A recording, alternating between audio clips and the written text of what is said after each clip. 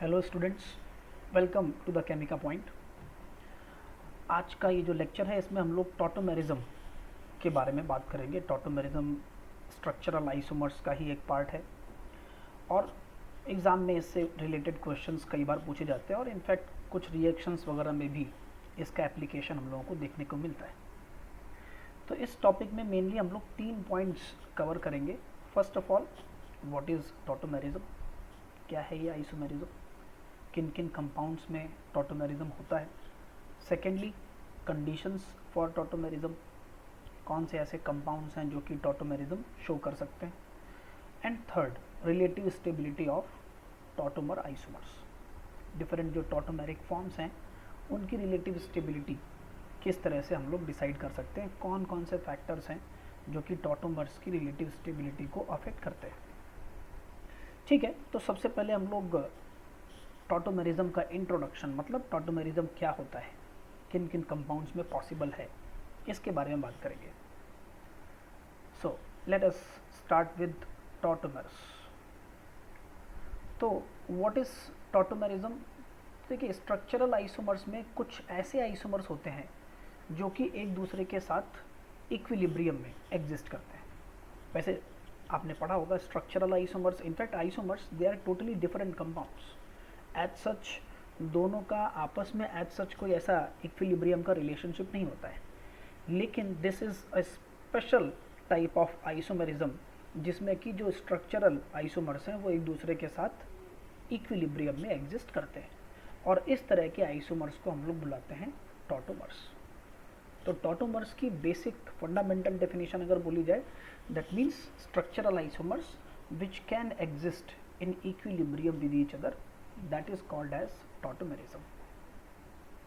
तो अब जैसे एग्जाम्पल के लिए, और इनफैक्ट जो मोस्ट कॉमन केस है टॉटोमेरिज्म का, that is the carbonyl compound. तो मान लीजिए अपने पास कोई कार्बोनिल कंपाउंड है, let us take a very simple carbonyl compound, that is acetone और प्रोपेनोन। CH3COCH3 ये एक कार्बोनिल कंपाउंड है, इनफैक्ट इसको हम लोग कीटोन के नाम से बुलाते हैं। तो होता क्या है, इनफैक्ट ये जो फेनोमेना है ये सभी कार्बोनिल कंपाउंड्स में, ये एग्जांपल हम लोगों ने लिया है लेकिन हर एक कार्बोनिल कंपाउंड के लिए वैलिड है कि कोई भी अगर कार्बोनिल कंपाउंड है और उसके अल्फा कार्बन पर हाइड्रोजन जो प्रेजेंट है, तो ये क्या होता है, इसका जो कार्बोनिल कंपाउंड है ये एक और टॉटोमेरिक फॉर्म में, मतलब इनफैक्ट एक और आइसोमेरिक फॉर्म में एग्जिस्ट कर सकता है, जिसमें कि ये जो अल्फा कार्बन पर हाइड्रोजन प्रेजेंट है that will migrate to this oxygen atom, और ये जो कार्बन ऑक्सीजन का डबल बॉन्ड है that will migrate between this alpha carbon and carbonyl carbon. Means इसी का एक और आइसोमेरिक फॉर्म भी एग्जिस्ट कर सकता है, that is CH2 double bond C OH and CH3।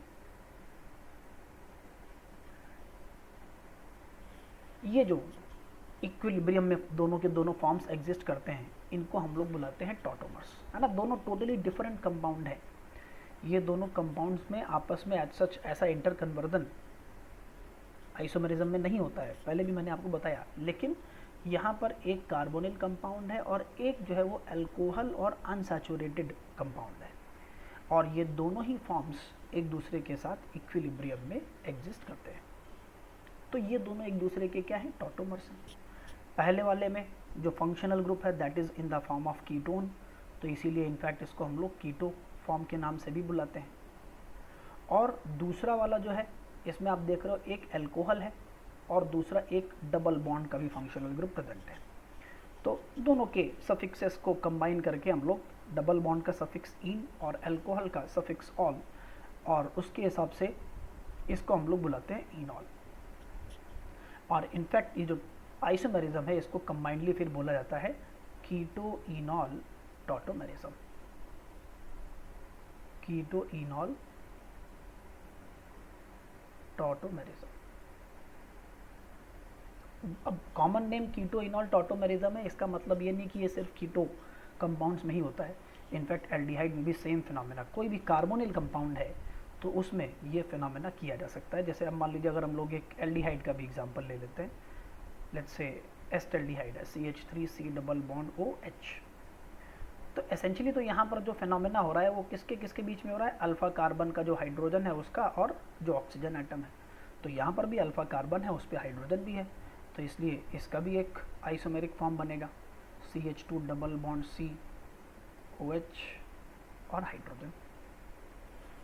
ये इसका इनॉल फॉर्म हो जाएगा, एल्डिहाइड इनॉल टॉटोमेरिज्म बनेगा यहाँ पर, है ना। तो एसेंशियली टॉटोमेरिज्म में आपने क्या समझा, पहली बात कि ये स्ट्रक्चरल आइसोमर्स होते हैं जो कि इक्विलिब्रियम में एग्जिस्ट करते हैं। स्पेशलिटी इनकी यही है, स्ट्रक्चरल आइसोमर्स के बीच में कोई इक्विलिब्रियम जनरली एग्जिस्ट करता नहीं है, लेकिन ये specific category of structural isomers है in which both the isomers are at equilibrium with each other, rapid equilibrium. और सेकेंडली होता क्या है, यहाँ पर एक पाई बॉन्ड की पोजीशन चेंज हो रही है। कीटो और इनॉल में अगर आप कंपेयर करोगे तो एसेंशियली यहाँ पर क्या हो रहा है, एक जो पाई बॉन्ड है वो कार्बन ऑक्सीजन के हट करके कार्बन कार्बन के बीच में आ गया है, और जो हाइड्रोजन एटम था वो ऑक्सीजन पर शिफ्ट हो गया है। This is called as keto enol tautomerism.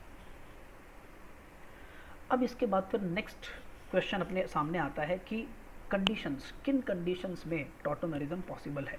Carbonyl में होता है ना, और इनफैक्ट कार्बोनिल के अलावा भी कई सारे कंपाउंड्स हैं जिनमें कि टॉटोमेरिज्म पॉसिबल है, और वो अभी कंडीशंस में क्लियर हो जाएगा। तो कीटो इनॉल, इन दोनों एग्जाम्पल्स को देख करके भी आपको एक बात समझ में आ रही होगी, जैसा मैंने बताया कि यहाँ पर पाई बॉन्ड शिफ्ट होता है और अल्फा पोजीशन पर जो हाइड्रोजन प्रेजेंट है वो शिफ्ट होकर के ऑक्सीजन पर जाता है। तो अब अगर इसके हिसाब से अगर हम लोग कंडीशन स्पेसिफाई करें तो किन कंडीशंस में टॉटोमेरिज्म होगा, आपने क्या क्या देखा यहाँ पर कि एक तो यहाँ पर कार्बन ऑक्सीजन डबल बॉन्ड होना चाहिए, कार्बन ऑक्सीजन, अभी मैं कार्बन ऑक्सीजन डबल बॉन्ड ही लेकर के चलूंगा, और भी फंक्शनल ग्रुप होते हैं जिनमें टॉटोमेरिज्म पॉसिबल है, लेकिन उसको हम लोग आगे चल करके देखेंगे। अभी मैं स्पेसिफिकली कीटो इनॉल टॉटोमेरिज्म की बात कर रहा हूँ। तो कार्बन ऑक्सीजन डबल बॉन्ड होना चाहिए, मतलब कार्बोनिल फंक्शनल ग्रुप होना चाहिए, और अल्फा पोजीशन पर एक sp3 कार्बन एटम होना चाहिए having hydrogen atom, sp3 alpha carbon having at least one alpha hydrogen, having hydrogen atom। ये कंडीशन अगर सेटिस्फाई होगी, इसमें सेकंड कंडीशन, कीटो तो सभी को याद हो जाता है कि भाई कार्बोनिल में टॉटोमेरिज्म होता है, लेकिन अब कार्बोनिल में भी आगे अगर कंडीशन देखी जाए तो sp3 अल्फा कार्बन होना चाहिए, sp3 अल्फा पोजीशन पर कार्बन होना चाहिए, उस कार्बन पर हाइड्रोजन होना चाहिए, और साथ में वो कार्बन जो है वो sp3 भी होना चाहिए। और इनफैक्ट इसको अगर थोड़ा और जनरलाइज कर दिया जाए तो कोई ज़रूरी नहीं कि केवल कार्बन एटम में ही होगा, कार्बन के अलावा और भी एटम्स हो सकते हैं, नाइट्रोजन, सल्फर, ऑक्सीजन, ये सारे एटम्स भी अल्फा पोजीशन पर अगर प्रेजेंट हैं sp3 फॉर्म में, और उनके पास अगर हाइड्रोजन एटम है, then they can participate in tautomerism.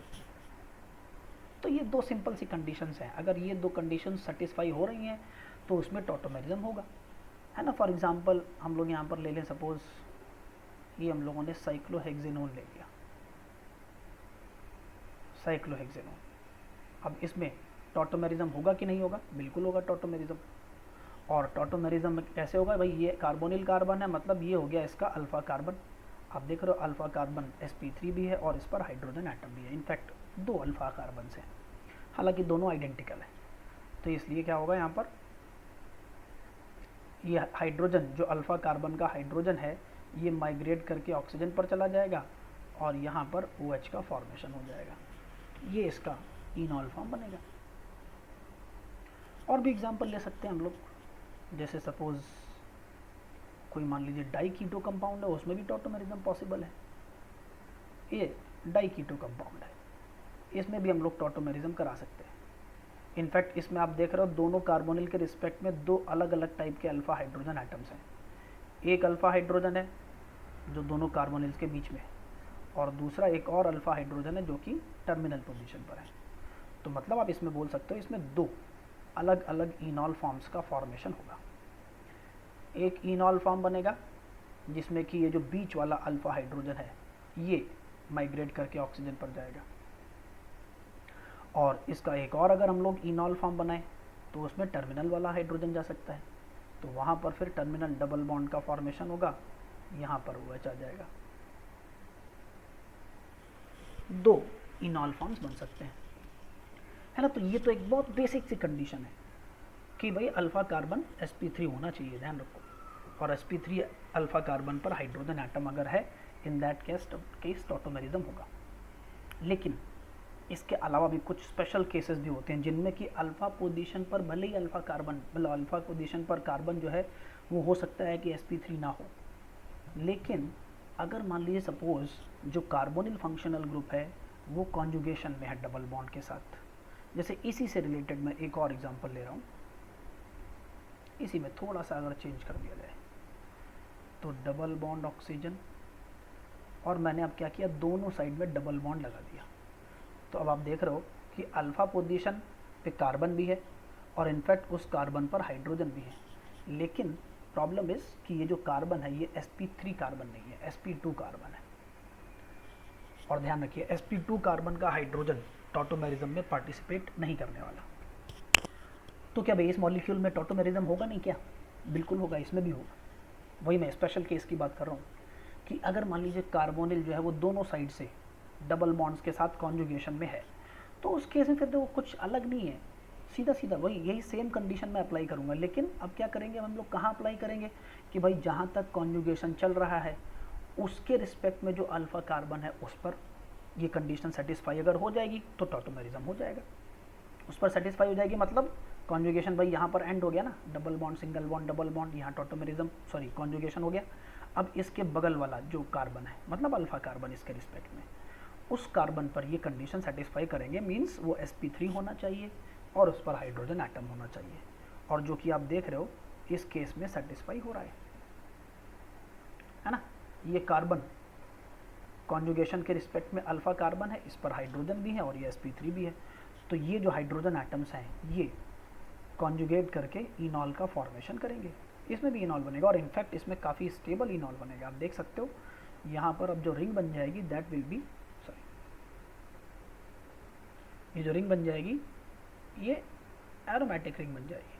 चलिए वो तो हम लोग स्टेबिलिटी वगैरह की बात पर बाद में आएंगे, लेकिन ये कंडीशन भी आपको समझ में आनी चाहिए कि अगर कार्बोनिल ग्रुप कॉन्जुगेशन में है, in that case the alpha carbon with respect to the conjugated system should satisfy this particular condition. अगर कार्बोनिल ग्रुप डबल बॉन्ड्स के साथ कॉन्जुगेशन में है तो जहाँ तक कॉन्जुगेशन चल रहा है वहाँ तक चलने दीजिए, और फिर जहाँ एंड हो रहा है वहाँ कॉन्जुगेशन के रिस्पेक्ट में जो अल्फा कार्बन है वो अगर इस कंडीशन को सेटिस्फाई करेगा तो वहाँ पर भी टॉटोमेरिज्म होगा। ठीक है, एक बात ये ध्यान हो जानी चाहिए आप लोगों को। अब तीसरी बात, कंडीशंस में ही अभी हम लोग बात कर रहे हैं, तीसरा एक और जो बात ध्यान रखनी है कि अब देख रहे हो आप एसेंशियली हो क्या रहा है टॉटोमेरिज्म में यार, डबल बॉन्ड जो है वो कार्बन ऑक्सीजन से शिफ्ट होकर के कार्बन कार्बन में आ रहा है। तो इसका मतलब एक और कंडीशन यहाँ पर और जो ध्यान रखनी है दैट इज़ कि जो कार्बन कार्बन के बीच में नया डबल बॉन्ड बनेगा वो स्टेबल होना चाहिए। अनस्टेबल डबल बॉन्ड अगर बन रहा है इनॉल में, इनॉल फॉर्म में जाने पर जो डबल बॉन्ड बन रहा है वो अगर अनस्टेबल है, इन दैट केस टॉटोमेरिज्म फिर नहीं हो पाएगा। फिर वहाँ पर इनॉल का फॉर्मेशन, भाई अनस्टेबल डबल बॉन्ड है तो कैसे बनेगा, तो इसलिए वहाँ पर फिर इनॉल का फॉर्मेशन नहीं होगा। इसके भी चलिए एक दो एग्जांपल देखते हैं। जैसे मान लीजिए हम लोगों को यहाँ पर ये एक सिस्टम दे रखा है, double bond OH OH double bond oxygen. अब इसमें अगर हम लोगों से पूछा जाए कि भाई टॉटोमेरिज्म होगा कि नहीं होगा, तो कंडीशन के हिसाब से अगर ये कंडीशन हम लोग अप्लाई करें तो कोई दिक्कत ही नहीं समझ में आ रही है भाई, है ना। क्योंकि कार्बोनिल के रिस्पेक्ट में चलो एक साइड में तो sp2 कार्बन है बट दूसरी साइड में ये sp3 कार्बन है और इस पर ये दोनों हाइड्रोजन एटम भी प्रेजेंट है, तो इसके हिसाब से टॉटोमेरिज्म तो होना चाहिए। टॉटोमेरिज्म करेंगे डबल बॉन्ड यहाँ आ जाएगा और ये जो कार्बोनिल था ये अल्कोहल में कन्वर्ट हो जाएगा, ये इसका इनॉल फॉर्म बनेगा। लेकिन आप देख रहे हो ये इनॉल फॉर्म जो है वो क्या हाईली अनस्टेबल है, this is an anti aromatic system. ये जो मॉलिक्यूल मतलब जो इनॉल फॉर्म बना है दैट इज एंटी एरोमेटिक, और आपको पता है anti aromatic compounds highly unstable होते हैं, एग्जिस्ट नहीं करते हैं रूम टेम्परेचर पर। तो इसलिए यहाँ पर ये टॉटोमेरिज्म नहीं होगा। कंडीशन के अकॉर्डिंग टॉटोमर बनता हुआ दिखाई पड़ रहा है ना, लेकिन यहाँ पर टॉटोमर्स का फॉर्मेशन नहीं होने वाला, क्योंकि जो इनॉल फॉर्म बन रहा है, दैट इज हाईली अनस्टेबल। एक और ब्रेट रूल आप लोगों ने सुना होगा। क्या होता है ब्रेट रूल? ब्रेट रूल बोलता है कि भाई अगर कोई बाईसाइक्लो कंपाउंड है तो उसमें ब्रिज हेड कार्बन्स पर डबल बॉन्ड या पॉजिटिव चार्ज का फॉर्मेशन नहीं हो सकता है। बेसिक कंडीशन तो यह है कि भाई जो ब्रिज हेड कार्बन है वो प्लानर नहीं हो सकता, और उसी से डिराइव होकर के आया था कि भाई प्लानर नहीं हो सकता मतलब ना ही उसमें डबल बॉन्ड बनना चाहिए और ना ही वहाँ पर प्लस चार्ज, क्योंकि दोनों में ही कार्बन का फिर हाइब्रिडाइजेशन sp2 हो जाएगा और फिर वो प्लानर होना चाहिए तभी स्टेबल होगा, है ना। तो अब अगर इस तरीके की सिचुएशन है, प्लानर नहीं हो सकता है मतलब वहाँ ना डबल बॉन्ड बनेगा और ना ही प्लस चार्ज का फॉर्मेशन होगा। तो जैसे मान लीजिए हम लोगों को ये एक कीटो कंपाउंड दे रखा है, मेरे से double bond oxygen methyl methyl. अब इसमें पूछा जाए कि इसमें टॉटोमेरिज्म होगा या नहीं होगा, है ना। तो अब यहाँ पर देखो एक साइड में जो अल्फा कार्बन है उसको तो हम लोगों ने ब्लॉक कर दिया है, ब्लॉक इन द सेंस वहाँ के जो दोनों हाइड्रोजन्स थे उनकी जगह हम लोगों ने क्या कर दिया है, मिथाइल ग्रुप अटैच कर दिया है। तो इधर से तो कॉन्जुगेशन होने वाला नहीं है, ये अल्फा कार्बन है ना, इस पर हाइड्रोजन है नहीं तो टॉटोमेरिज्म नहीं हो सकता। लेकिन इस साइड में ये जो ब्रिज हेड कार्बन है इस पर एक हाइड्रोजन एटम प्रेजेंट है, sp3 भी है। तो अगेन कंडीशन दोनों सेटिस्फाई, मतलब sp3 अल्फा कार्बन भी है और उस पर हाइड्रोजन एटम भी है। तो अब अगर इसका हम लोग इनॉल फॉर्म बनाएंगे, क्या बनेगा इनॉल फॉर्म? चलिए बना के देख लेते हैं। ये डबल बॉन्ड यहाँ पर आ जाएगा और ये OH में कन्वर्ट हो जाएगा, जो कार्बोनिल ग्रुप है वो OH में आ जाएगा। तो ये बनना चाहिए इन प्रिंसिपल, लेकिन अगेन ऐसा कोई कंपाउंड नहीं बन सकता according to the Bredt rule. ये जो मॉलिक्यूल है ये हाईली अनस्टेबल है, double bond bridge head carbon पर नहीं बन सकता कभी भी। तो इसलिए ये भी टॉटोमेरिज्म अलाउड नहीं है, ये टॉटोमेरिज्म भी अलाउड नहीं होगा, है ना। तो ये कुछ 2-3 बातें हैं। जब भी इस तरीके का क्वेश्चन पूछा जाता है कि गिवन कंपाउंड्स में कौन कौन टॉटोमेरिज्म शो कर सकता है नहीं कर सकता है, तो उसमें हम लोगों को मेन जो फंडामेंटल कंडीशन है वो ये है कि भाई sp3 अल्फा कार्बन होना चाहिए और उस पर हाइड्रोजन एटम होना चाहिए। अगर कॉन्जुगेटेड है carbonyl compound, carbonyl functional group अगर कॉन्जुगेशन में है तो फिर कॉन्जुगेशन के एंड में ये अगर कंडीशन सेटिस्फाई होगी तो भी टॉटोमेरिज्म हो जाएगा। लेकिन अगर डबल बॉन्ड जो बन रहा है, खास तौर से ये 2 केसेस आपको ध्यान रखने हैं। एक तो ये कि एंटी एरोमेटिक, भाई इनॉल फॉर्म में जाने पर एंटी एरोमेटिक नहीं हो जाना चाहिए कंपाउंड, और सेकेंडली ब्रेट रूल कि ब्रिजिंग कार्बन पर कभी भी डबल बॉन्ड या प्लस चार्ज का फॉर्मेशन नहीं होता है। ये क्वेश्चंस खास तौर से ये जो दूसरा वाला ये जो ब्रेट रूल से रिलेटेड क्वेश्चन है ये पूछा जा चुका है कई बार, तो इम्पॉर्टेंट है ये, this is important from exam point of view, है ना। तो इसलिए इस तरह के केसेस में फिर टॉटोमेरिज्म नहीं होगा। हाँ, इसका एक साइड वाला, जैसे मान लीजिए मैंने यहाँ पर 2 मिथाइल लगाए थे, उसकी जगह अगर मैं केवल एक मिथाइल लगाऊँ, मतलब बेसिकली एक अगर हाइड्रोजन छोड़ दिया जाए, तो उस केस में फिर टॉटोमेरिज्म होगा। इस साइड से तो नहीं हो सकता ब्रेट रूल के अकॉर्डिंग, लेकिन ये वाला जो हाइड्रोजन है ये टॉटोमेरिज्म में पार्टिसिपेट करके इनॉल का फॉर्मेशन कर सकता है, ठीक है। तो ये कंडीशंस सेटिस्फाई होने पर कोई भी कार्बोनिल कंपाउंड टॉटोमेरिज्म शो करेगा। और इनफैक्ट चलिए एक हेटेरो एटम का भी एग्जांपल ले लेते हैं। मान लीजिए कोई कार्बोनिल कंपाउंड है, तो उसके अल्फा पोजीशन पर अगर सपोज कोई दूसरा एटम प्रेजेंट है, मान लीजिए ये कंपाउंड है, यहाँ हम लोग ले लें suppose double bond oxygen, double bond double bond. अब इसमें अगर हम लोग टॉटोमेरिज्म की बात करें तो होगा कि नहीं होगा इसमें टॉटोमेरिज्म? इसमें भी होगा, क्योंकि भाई बेसिक कंडीशन के अकॉर्डिंग कार्बन का होना जरूरी नहीं है अल्फा पोजीशन पर, अल्फा पोजीशन पर sp3 एटम और उस sp3 एटम पर हाइड्रोजन, ये सेटिस्फाई होना चाहिए। तो इसके एक साइड में तो अल्फा कार्बन है लेकिन वो sp2 है, वो तो पार्टिसिपेट कर नहीं सकता। दूसरी साइड में नाइट्रोजन है, that is sp3 and it is having a hydrogen atom. तो यहाँ पर टॉटोमेरिज्म होगा और उससे इनॉल का फॉर्मेशन होगा। ये टॉटोमेरिज्म होके OH यहाँ आ जाएगा, डबल बॉन्ड जो है वो कार्बन और नाइट्रोजन के बीच में आ जाएगा, ये इसका इनॉल फॉर्म बनेगा। तो ऐसा कोई कंपलसरी नहीं है कि कार्बन ही होगा तभी, अल्फा पोजीशन पर कार्बन होगा तभी टॉटोमेरिज्म पॉसिबल है। अल्फा पोजीशन पर कोई sp3 एटम होना चाहिए और उस पर हाइड्रोजन होना चाहिए। अगर ये कंडीशन सेटिस्फाई होगी, इन दैट केस टॉटोमेरिज्म होगा। ठीक है, तो पहला पॉइंट हम लोगों ने क्लियर किया यहाँ पर कि टॉटोमेरिज्म क्या है और उसकी कंडीशंस क्या हैं। अब एक और इम्पॉर्टेंट पॉइंट टॉटोमेरिज्म, इनफैक्ट इससे भी रिलेटेड क्वेश्चंस पहले 2-3 बार पूछे जा चुके हैं, and that is the deuterium exchange reaction. Deuterium exchange, चलिए देख लेते हैं ड्यूटीरियम एक्सचेंज क्या होता है। तो अब ड्यूटीरियम एक्सचेंज के बारे में बात करने के पहले मैं एक बात और बता दूं कि भाई ये जो टॉटोमेरिज्म है ये ठीक है नेचुरल फिनोमेना है। इस तरीके से कोई भी कार्बोनिल होगा वो कीटो और इनॉल दोनों फॉर्म में एग्जिस्ट करेगा, दोनों एक दूसरे के साथ रैपिड इक्विलिब्रियम में होंगे। लेकिन अगर हम लोग सॉल्यूशन के अंदर कोई एसिड या बेस ऐड कर दें, acid and base can catalyse the tautomerism. Acid and base can catalyse tautomerism. तो मतलब वो क्या करेंगे, टॉटोमेरिज्म का जो प्रोसेस है उसको वो एक्सेलरेट कर देंगे।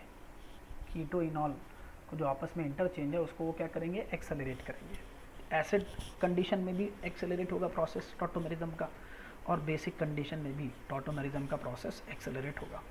दोनों होते अलग अलग तरीके से, दोनों की मैकेनिज्म अलग अलग है, अभी देखते हैं मैकेनिज्म, लेकिन दोनों ही टॉटोमेरिज्म के प्रोसेस को एक्सेलरेट कर सकते हैं।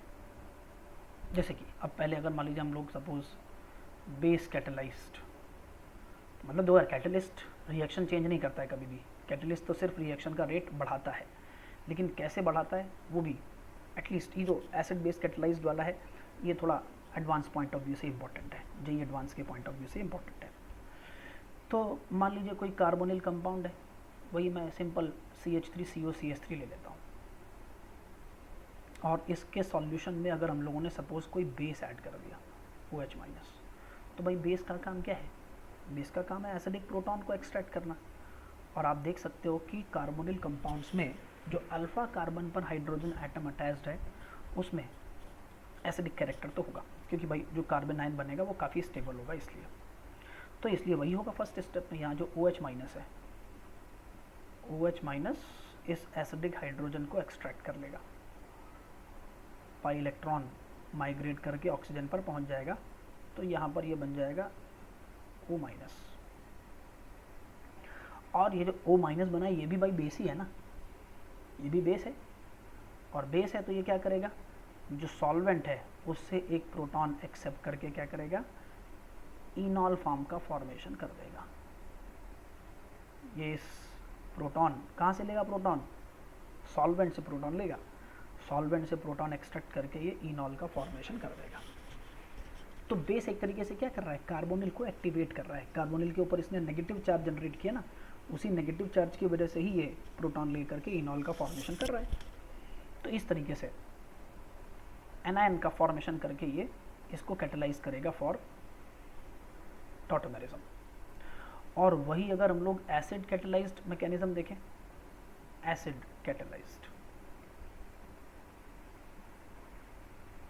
Acid catalysed mechanism, acid catalysed में एसिड का तो काम है बेस के साथ रिएक्ट करना, और अगर आप कार्बोनिल कंपाउंड को देखो तो अब इसमें बेस का काम ऑक्सीजन ही कर सकता है, उसके पास लोन पेयर है, तो ये लोन पेयर्स के थ्रू क्या करेगा, एसिड से H+ को अपनी तरफ अट्रैक्ट करेगा। मान लीजिए मैंने HA एसिड लिया, तो ये जो ऑक्सीजन है ये इस प्रोटॉन को अपनी तरफ अट्रैक्ट करेगा, A- यहाँ से बाहर निकल जाएगा। तो अब दो इससे क्या हुआ, यहाँ पर ये बन गया OH, और यहाँ पर प्लस चार्ज आ गया, है ना, OH बनेगा और प्लस चार्ज का फॉर्मेशन हो जाएगा। और फिर नेक्स्ट स्टेप में भाई HA में से A- निकला था ना, A- मतलब कॉन्जुगेट बेस, HA का कॉन्जुगेट बेस है A-, तो ये A- अब क्या करेगा, अल्फा कार्बन से हाइड्रोजन को एक्सट्रैक्ट करके ये यहाँ पर डबल बॉन्ड का फॉर्मेशन कर देगा, डबल बॉन्ड का फॉर्मेशन कर देगा। तो मोस्ट इंपॉर्टेंट बात जो यहाँ पर आपको समझ में आनी चाहिए, ध्यान रखने वाली बात है, वो क्या है कि टॉटोमेरिज्म का प्रोसेस एसिड कैटेलाइज्ड भी हो सकता है और बेस कैटेलाइज्ड भी हो सकता है। दोनों ही रिएक्शन को कैटेलाइज कर सकते हैं, या फिर एक तरीके से जो इक्विलिब्रियम है उसको रैपिडली स्टैब्लिश कर सकते हैं, फास्टर स्टैब्लिश कर सकते हैं, दोनों एसिड भी और बेस भी। और दोनों की मैकेनिज्म किस तरीके से होती है, ये बेस एसिडिक हाइड्रोजन को एक्सट्रैक्ट करके कार्बोनिल को एक्टिवेट करता है, और एसिड ये क्या करके ऑक्सीजन के ऊपर पॉजिटिव चार्ज जनरेट करके इसको एक्टिवेट करता है फॉर टॉटोमेरिज्म। तो अब इसी से रिलेटेड फिनोमेना, या एक बोल सकते हैं टॉटोमेरिज्म से रिलेटेड एक फिनोमेना है कि अगर आप किसी कार्बोनिल कंपाउंड को जो कि टॉटोमेरिज्म शो कर सकता है, उसको अगर आप किसी ऐसे सॉल्वेंट में डिसॉल्व करो, मतलब ड्यूटीरेटेड सॉल्वेंट में अगर इसको डिसॉल्व कर दिया जाए, deuterium exchange reaction, deuterium exchange reaction. हाँ जी, तो मान लीजिए मैंने यहाँ पर ले लिया CH3 C double bond O CH3 acetone, और इसको मैं प्रोलॉन्ग्ड पीरियड ऑफ टाइम के लिए डिसॉल्व कर दूं। कहाँ डिसॉल्व कर दूं? हेवी वाटर में, D2O में। तो क्या भाई इसके जितने भी हाइड्रोजन टॉटोमेरिज्म में पार्टिसिपेट कर सकते हैं, वो सारे के सारे हाइड्रोजन क्या होंगे? ड्यूटीरियम से एक्सचेंज हो जाएंगे, है ना। मैंने क्या किया भाई, कार्बोनिल कंपाउंड लिया और उसको एक ड्यूटीरेटेड सॉल्वेंट में डिसॉल्व कर दिया, हेवी वाटर में इस केस में। तो इस केस में हो क्या रहा है, इसके जितने भी हाइड्रोजन, जैसे इस केस में क्या भाई 6 हाइड्रोजन हैं, दोनों अल्फा कार्बन है, उन पे 3-3 हाइड्रोजन है, ये सब टॉटोमेरिज्म में पार्टिसिपेट कर सकते हैं। मतलब D2O में डिसॉल्व करने पर ये क्या होंगे, सब के सब ड्यूटीरियम से एक्सचेंज हो जाएंगे। यहाँ पर बन जाएगा ड्यूटीरेटेड एसीटोन CD3COCD3,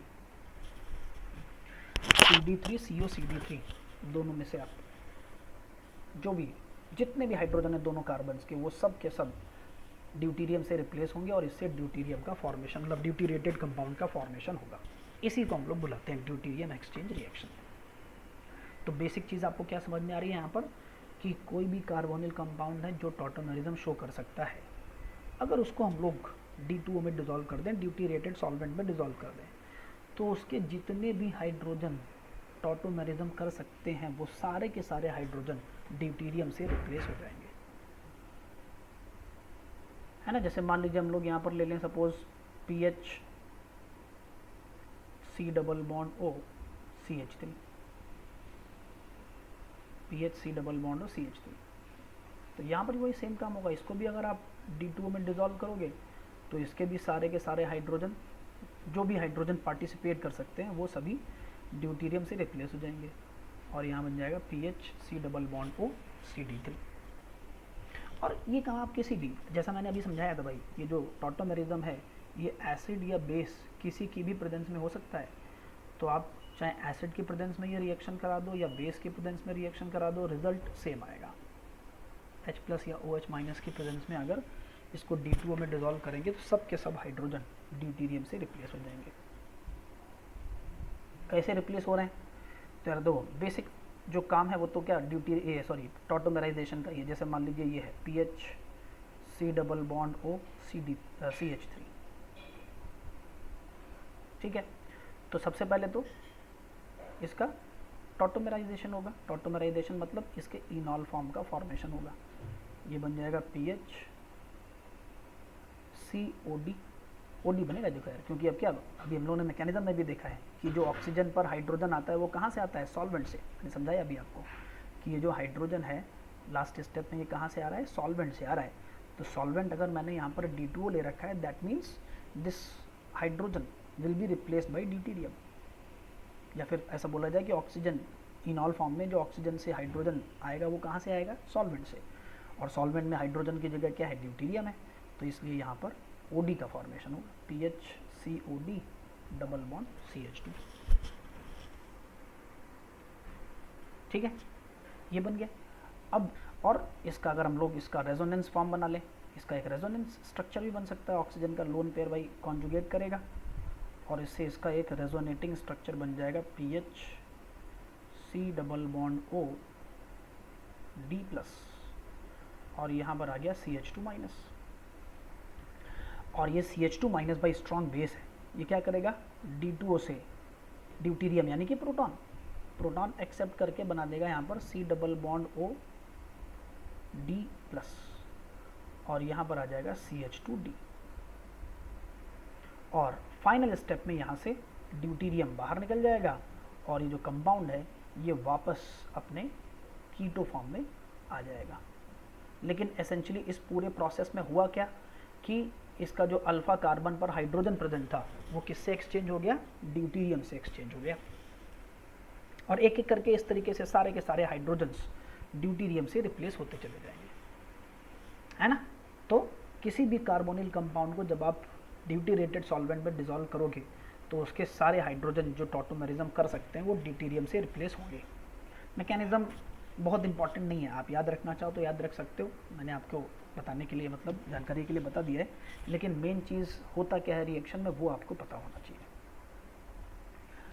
अब एक और जो स्पेशल बात है यहाँ पर, अभी हम लोगों ने जैसे जो कॉन्जुगेटेड सिस्टम देखा था, इसमें ड्यूटीरियम एक्सचेंज में अगर कॉन्जुगेटेड सिस्टम में वहाँ पर थोड़ा अलग तरीके से काम होता है। जैसे मान लीजिए मैं यहाँ पर एक कंपाउंड ले लूँ, suppose carbon double bond oxygen double bond, ठीक है। अब इसको अगर हम लोग D2O में डिज़ोल्व करेंगे, इसको अगर D2O में डिज़ोल्व कर दिया जाए एसिड या बेस किसी की भी प्रेजेंस में, तो भाई यहाँ क्या होगा। अब ये भी तो मैंने बोला है कि जितने भी हाइड्रोजन टॉटोमेरिज्म कर सकते हैं वो सब रिप्लेस होंगे। तो इसका मतलब है कि भाई ये जो कार्बन पर हाइड्रोजन 3 हैं ये, और इस कार्बन इसके भी तो हाइड्रोजन पार्टिसिपेट करेंगे ना, कॉन्जुगेशन में है पूरा ये, तो इसके भी तीनों हाइड्रोजन रिप्लेस होने चाहिए। दैट मीन्स यहाँ पर प्रोडक्ट बन जाना चाहिए C डबल बॉन्ड O, इधर भी CD3 आ जाएगा और इधर भी CD3 आ जाएगा, ये होना चाहिए, है ना। लेकिन यहाँ पर क्या होता है, इस कार्बन का भी जो हाइड्रोजन है ये भी ड्यूटीरियम से रिप्लेस होगा।